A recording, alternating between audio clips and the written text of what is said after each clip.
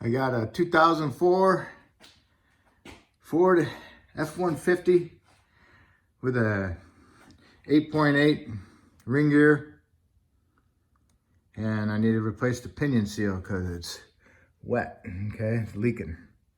So what you want to do is get your vehicle on a level surface, put some blocks behind your wheels so it doesn't roll, put it in neutral,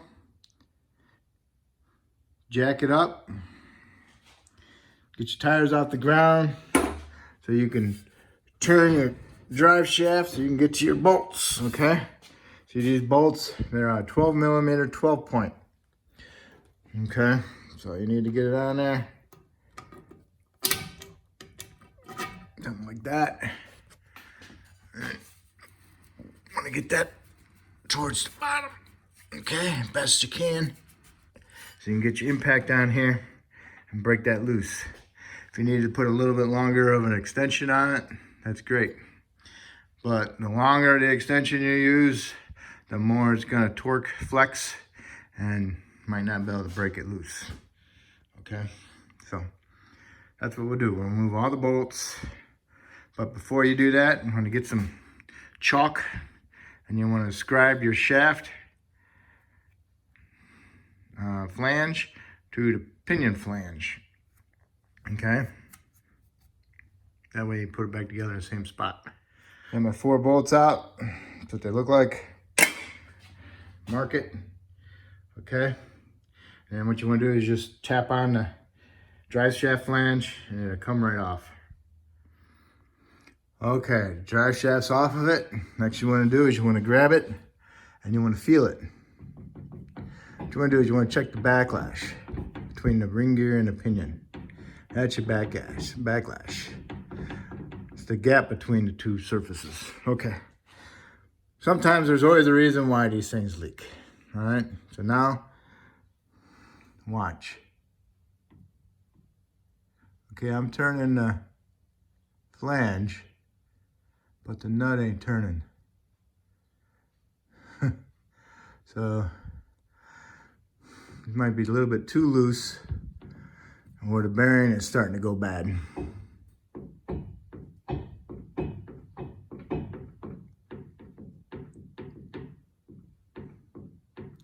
Didn't hear no bearing noise in it, but I don't really feel too much there.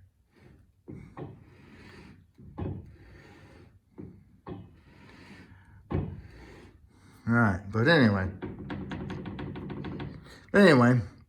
what you want to do is you want to feel it, feel your backlash. See how much is in there. Get that kind of, register that in your head. This one's a little bit too much because I got 2 different plays in the splines and play in the backlash.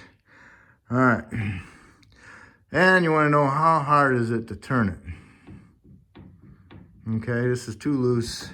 I'm gonna have to tighten it up a little bit. But usually you put it back the exact same way you feel it now, okay?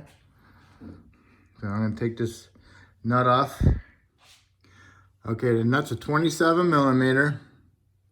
And what you want to do is you want to hold the pinion flange and use your impact and take off the nut.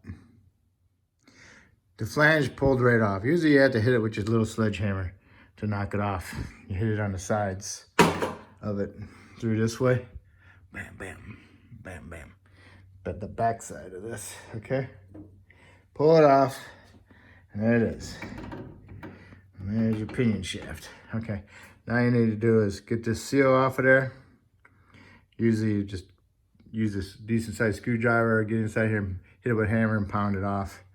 Wipe it, clean it out, and put the new seal on there. Make sure you match it up.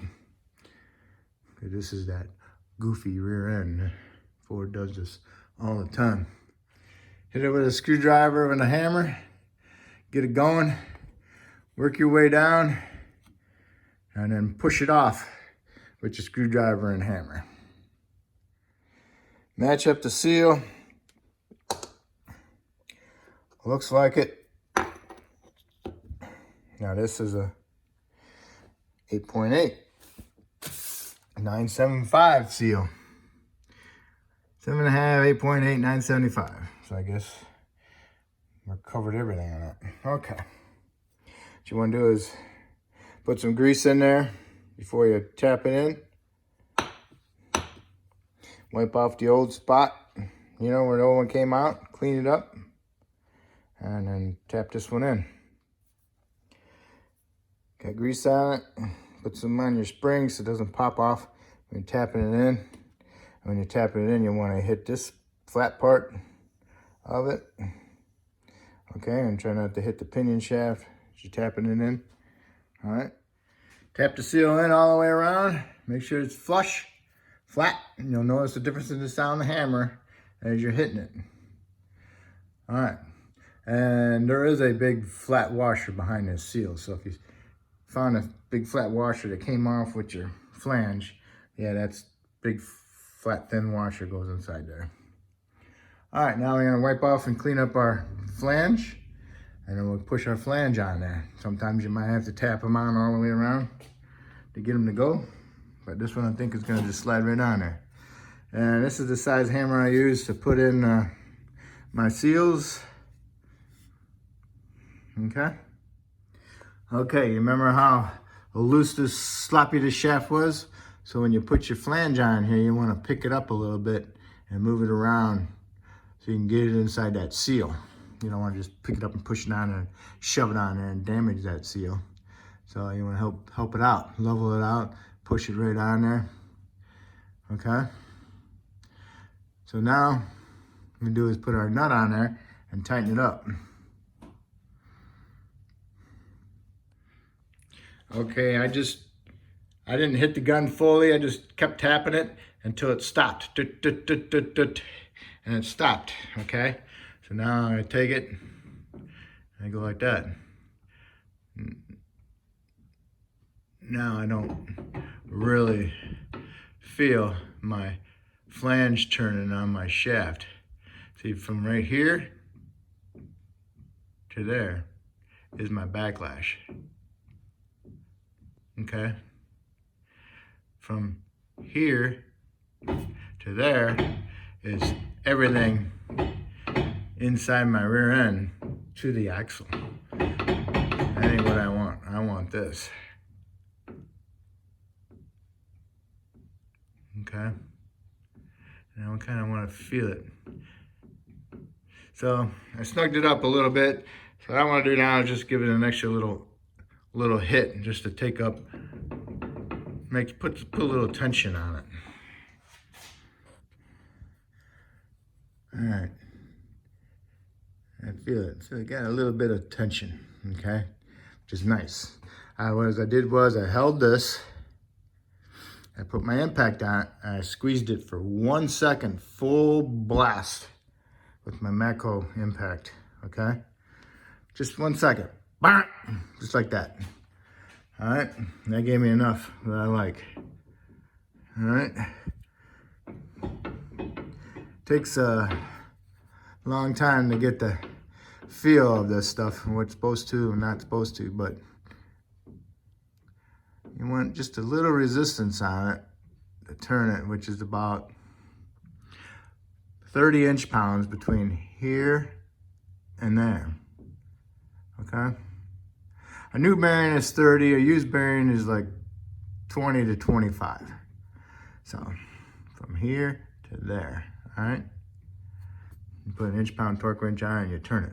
You should be able to see the needle move, the torque wrench move, and the needle stays, and the torque wrench moves about 25 inch-pounds.